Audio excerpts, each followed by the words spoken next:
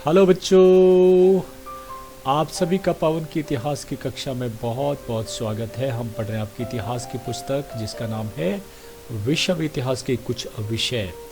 आप लोग लगातार मुझे सब्सक्राइब कर रहे हैं, उसके लिए आपका बहुत बहुत धन्यवाद।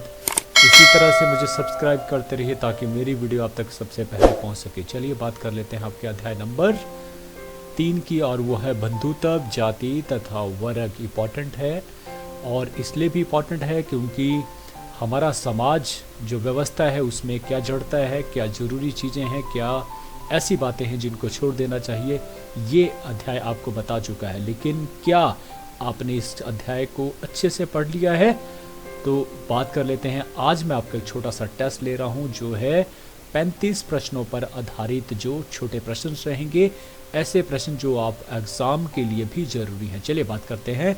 कॉपियाँ लीजिए अपनी अपनी रफ कॉपीज़ और साथ में एक पेन लीजिए ताकि पता कर सकें कि आपके 35 में से कितने नंबर आए, जैसे कि मैं पहले से करता आया हूँ। चलिए बात कर लेते हैं पहले प्रश्न की और ये रहा पहला प्रश्न।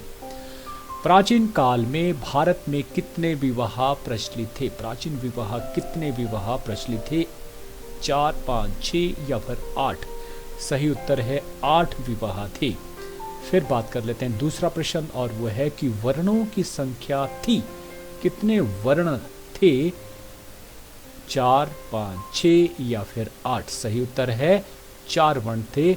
कौन कौन से? ब्राह्मण, क्षत्रिय, वैश्य और शूद्र। चलिए बात करते हैं तीसरे प्रश्न की, और ये रहा कि गुजरात का प्राचीन नाम क्या था? गुजरात का प्राचीन नाम इंद्रप्रस्थ, पाटलिपुत्र, पुरुषपुर या फिर लाट? सही उत्तर है लाट। गुजरात को लाट कहकर पुकारा जाता था। क्वेश्चन नंबर चौथा ये रहा कि एकलव्य किस वर्ग से संबंधित था? कौन से वर्ग से संबंधित था? क्या वो निषाद से संबंधित था, स्वर्णकार था, पशुपालक था या किसान था? सही उत्तर है वो निषाद से संबंध रखता था। एक जो है जंगली जाति थी जिसे निषाद कहा जाता था। चलिए बात कर लेते हैं प्रश्न नंबर 5। बहुपति प्रथा प्रचलित की किसने की? बहुत पति होने चाहिए एक ही औरत के, यह प्रथा किसने चलाई थी? सातवाहनों ने, कौरवों ने, पांडवों ने, इनमें से कोई नहीं? सही उत्तर है पांडवों ने द्रौपदी के साथ विवाह किया था। एक पत्नी थी और 5 जो है उसके पति थे। तो ये व्यवस्था कहाँ से शुरू हुई? पांडवों से। चलिए प्रश्न नंबर 6 ये रहा कि महाभारत की रचना मूल रूप से किस भाषा में की गई है? कौन सी भाषा में ये किताब जो है लिखी गई है महाभारत? तमिल, संस्कृत, पाली या फिर हिंदी? सही उत्तर है संस्कृत भाषा।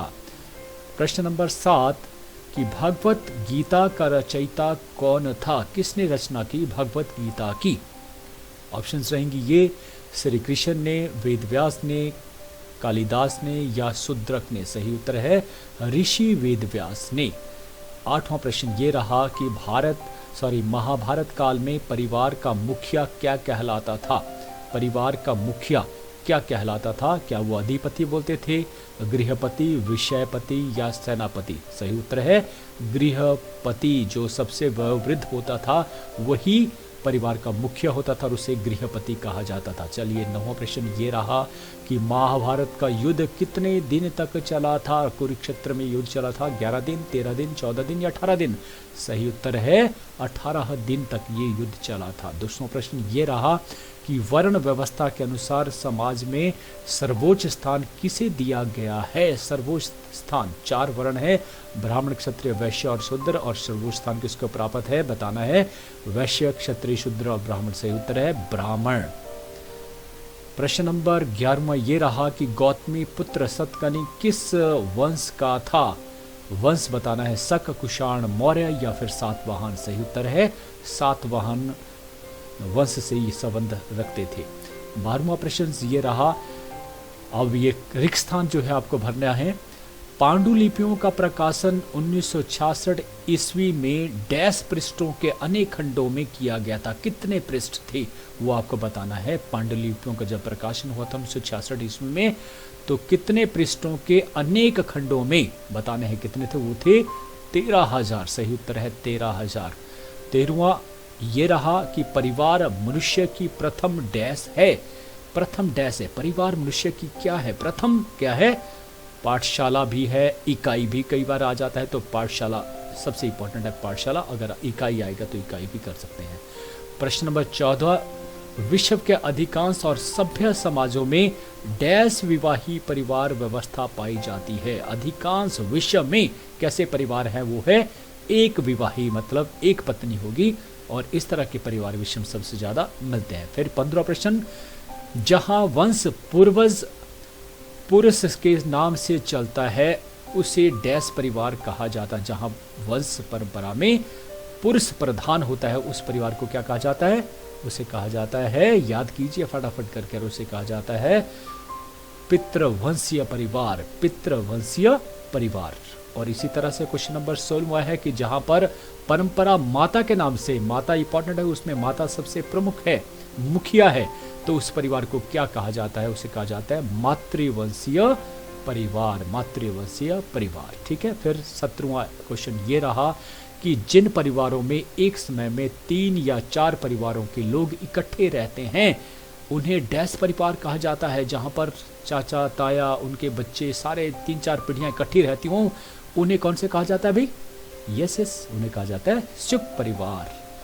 फिर इसकी व्यवस्था बहुत अच्छी होती है, ऐसे परिवार बनाइए लाइफ में तो मजा रहेगा। चलिए 18वां प्रश्न ये रहा कि जिस प्रथा के अनुसार स्त्री के सभी पति आपस में भाई होते हैं उसे डैश विवाह कहा जाता है। जहां पर एक पत्नी के बहुत सारे पति होते हैं लेकिन उससे कैसे होते हैं, भाई होते हैं, तो उन्हें कहा जाता है भातृ बहुपति विवाह। बहुपति है, बहुत सारे पति हैं, लेकिन कैसे, भातृ हैं, भाई भाई हैं, तो भातृ बहुपति विवाह कहा जाता है। 19वां प्रश्न कि जब ऊंची जाति का पुरुष नीची जाति की लड़की से विवाह करता है तो उसे डैश विवाह कहा जाता है। विवाह के प्रकार है, कौन सा विवाह हुआ, वो विवाह कहलाएगा अनुलोम विवाह, ऊंची से नीची जाति की तरफ जाना, अनुलोम विवाह। और अब आ जाता है जब नीची जाति का जो पुरुष है ऊंची जाति की स्त्री से विवाह करता तो उसे कहा जाता है, पहले तो हम पढ़ा अनुलोम, ऊंची जाति, और लोअर कास्ट की लड़की, यहाँ पे नीची जाति का पुरुष और ऊंची जाति की लड़की, तो उसके कहा जाता है उसका विपरीत, अनुलोम का विपरीत क्या हुआ, प्रतिलोम। फिर 21वां प्रश्न ये रहा कि मनुस्मृति का संकलन 200 ईसा पूर्व से कितने ईस्वी के मध्य हुआ था, उत्तर बताना है। तो सही उत्तर है 200 ईसा पूर्व से लेके 200 ईस्वी के मध्य में ही मनुष्य जो स्मृति का संकलन किया गया था, जिसमें कास्ट सिस्टम सबसे इंपॉर्टेंट था। फिर बाद मनु जिसमें वर्ण व्यवस्था जो है वो सिस्टम स्थापित किया गया था। 22वां है डैश विवाह को सब विवाहों में सर्वश्रेष्ठ माना जाता है। जितने भी विवाह के प्रकार बताए गए हैं प्राचीन प्रकार, उनमें सबसे अच्छा विवाह कौन सा है, और विवाह है ब्रह्मा विवाह। अगला प्रश्न कि जब कोई ऋषि लड़की के पिता को एक गाय या फिर एक बैल या जोड़ी बैल भेंट स्वरूप देता था तो उसका मतलब माना जाता था कि वो उस पिता की बेटी से विवाह करना चाहता है, और उस समय ऋषि से कह देता तो उस विवाह को क्या कहा जाता था, ठीक है, उस विवाह को क्या कहा जाता था, उस विवाह को कहा जाता था आर्ष विवाह। फिर 24वां प्रश्न ये रहा कि जब कन्या पक्ष कन्या विवाह के बदले वर पक्ष से धन लेती थी, याद रखना ऐसे विवाह भी थे जहां पर कन्या को नहीं देना पड़ता, जबकि जो है डॉरी किससे ली जाती थी, लड़कों से ली जाती थी, उस विवाह को क्या कहा जाता था भाई, उस विवाह को कहा जाता था असुर विवाह। गलत विवाह माना, असुर विवाह नाम से ही पता लगता है। फिर आता 25वां प्रश्न कि प्राचीन काल में प्रेम विवाह को क्या नाम था, प्रेम विवाह को उसको कहा जाता था गंधर्व विवाह। और 26वां प्रश्न ये रहा कि शक्ति द्वारा कन्या का अपहरण करके उसके साथ विवाह करना, जबरदस्ती विवाह करना, उससे विवाह को क्या कहा जाता था, उस विवाह को कहा जाता था राक्षस विवाह की। राक्षस व्यक्ति था जिसने इस तरह से विवाह स्थापित किया, तो ये व्यवस्था राक्षस विवाह। 27वां प्रश्न कि पुरुष सूक्त के अनुसार वर्ण समाज में ब्राह्मण ब्रह्मा के डैश से उत्पन्न हुए, बताना है कहां से उत्पन्न हुए थे, ब्राह्मण के मुख से उत्पन्न जो है माने जाते हैं ब्राह्मण। 28वां प्रश्न कि पुरुष सूक्त के अनुसार वर्ण समाज में डैश ब्रह्मा के पैरों से उत्पन्न हुआ, कौन ब्रह्मा के पैरों से, ब्राह्मण क्षत्रिय वैश्य शूद्र, सही उत्तर है शूद्र जो है माना जाता है कि वो पैरों से उत्पन्न हुए। 29वां प्रश्न जाति में सदस्यता डैश पर आधारित होती थी, जाति में सदस्यता डैश पर आधारित होती थी। किस पर होती थी भाई? वो जन्म से ही आधारित हो जाती है। जहां जन्म लिया जाति वहीं की स्थापित हो गई, बदली नहीं जा सकती थी। 30वां प्रश्न ये रहा कि महाभारत की रचना ऋषि वेदव्यास जी ने डैश ईसा पूर्व से 500 ईस्वी के समय के दौरान की थी। कौन सा ईसा पूर्व था? वो था 500 ईसा पूर्व से लेकर 500 ईस्वी के मध्य। फिर आता है 31वां प्रश्न, श्री कृष्ण द्वारा अर्जुन को दिया गया संदेश भागवत गीता में डैश श्लोकों में संकलित किया गया था। जो श्री कृष्ण ने अर्जुन को संदेश दिया था वो कितने श्लोकों का है? सही उत्तर है 700 श्लोक। 32वां प्रश्न ये रहा कि महाभारत काल में 10 ग्रामों के प्रमुख अधिकारी को डैश कहा जाता था। 10 गांवों का जो अधिकारी होता था उसे क्या कहा जाता था? महाभारत काल में उसे कहा जाता था 10 ग्रामी। याद रखना 10 ग्रामी। 23वां प्रश्न कि जो 100 ग्राम का मुखिया होता था उसे क्या कहा जाता? 100 ग्राम का उसे कहा जाता था सतग्रामी। और 34वां प्रश्न, जो 1000 गांव का उच्च अधिकारी होता था उसे क्या कहा जाता था? उसे कहा जाता था अधिपति। याद रखना उसे क्या कहा जाता? अधिपति। 1000 गांव का जो मुखिया होता था, अधिकारी होता था, उसे कहा जाता अधिपति। 35वां प्रश्न, महाभारत काल में डैश को सर्वोच्च देवता माना जाता था। महाभारत काल में सबसे बड़ा देवता कौन था भाई? वो थे ब्रह्मा। याद रखना ब्रह्मा, और ब्रह्मा विवाह सबसे सर्वोच्च था और ब्रह्मा ही सर्वोच्च देवता भी थे। तो ये 35 प्रश्न हुए। किसके कितने प्रश्न आए वो चेक जरूर कर लें, कितने टिक लगे हैं। लेकिन इन्हीं 35 प्रश्नों का एक छोटा सा टेस्ट मैं फिर से कर लेता हूं ताकि आपको उन प्रश्नों को फिर से रिवीजन आपका हो जाए। ये रिवीजन राउंड है, मेल करना है कितने आपने सही से सुने से। देखिए सबसे पहले ब्रह्मा के पैरों के साथ कौन जो है करता है? ब्रह्मा के पैर, यस, और वो है शूद्र, जो है वहां से उत्पन्न हुए तो शूद्र। एकलव्य, याद रखिए एकलव्य का संबंध किससे है? वह संबंध है निषाद। वो निषाद जो वर्ग था वहां से संबंधित था। वर्ण व्यवस्था, यस, वर्ण ढूंढिए क्या शब्द है? वो थे 4 जो वर्ण थे, बिल्कुल ठीक है। उसके भागवत जो गीता है रचना, यस, और वो थे वेदव्यास, ऋषि वेदव्यास। और 1000 ग्राम के अधिकारी को क्या कहा जाता था भाई? गृहपति या अधिपति? सही उत्तर है अधिपति कहा जाता था। और परिवार के मुखिया को गृहपति कहा जाता था। और सर्वोच्च देवता क्या थे उसमें? ब्रह्मा, बिल्कुल सही है। आगे, विवाहों में सर्वश्रेष्ठ किसको माना जाता था? अभी हमने पढ़ा था, और वो थे ब्रह्मा विवाह। एक गाय या एक बैल जब ऋषि देता था उस विवाह को क्या कहा जाता था भाई? उसे कहा जाता था आर्ष विवाह, बिल्कुल सही है। कन्या पक्ष जब धन लेती थी वर पक्ष से उल्टा होता था, उस विवाह को क्या कहा जाता था? उसको कहा जाता था असुर विवाह। और प्रेम विवाह को क्या कहा जाता था? ढूंढिए फटाफट, और वो है गांधर्व विवाह। कन्या का अपहरण करके विवाह करना, उस व्यवस्था को कहा जाता था राक्षस हो तुम, राक्षस विवाह। और ब्राह्मण कहाँ से पैदा हुए? मुख से पैदा हुए। और महाभारत का युद्ध कितने समय तक चला? 18 दिन तक कुरुक्षेत्र में हुआ। ठीक है, तो इस तरह से मैं मानता हूं कि आपको ये लेसन पूरी तरह से मुख्य बातें याद हो गई होंगी।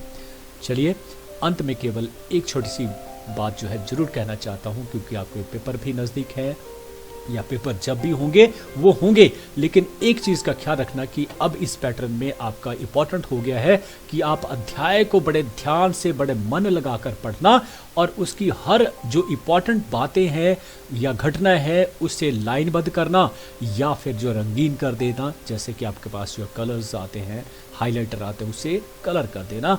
इंपॉर्टेंट, केवल इंपॉर्टेंट चीज़ों को, घटनाओं को, अपने डेट्स को, तिथियों को।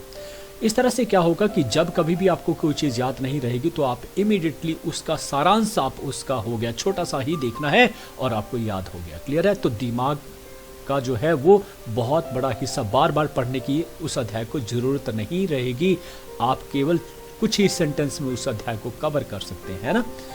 इससे क्या होगा कि ऑब्जेक्टिव की जो तैयारी है वो बड़े अच्छी तरह से होगी, क्योंकि ये प्रश्न आपके सबसे ज़्यादा आने वाले हैं। और मैं मानता हूँ कि अगर आप इस तरह से अपने अध्याय को अच्छी तरह से मन से पढ़ने लगे और अंडरलाइन करने लगे, तो ना केवल आपकी परीक्षा में अच्छे नंबर आएंगे, बल्कि जीवन में जितनी भी प्रतिस्पर्धाएं, जितने भी जो परीक्षा आपकी हो रही हैं, खासतौर पे इतिहास तो आता ही आता है, इसको भूलना नहीं है। इतिहास किसी भी कम्पिटिटिव एग्जाम में आता ही आता है, तो आप कभी भी फेल नहीं होंगे, ऐसा मैं मानता हूँ। तो इस चीज़ का आपने ध्यान रखना है। और आपने हमेशा की तरह मुझे आज भी बड़े ध्यान से सुना, उसके लिए आपका बहुत बहुत धन्यवाद। थैंक यू सभी का।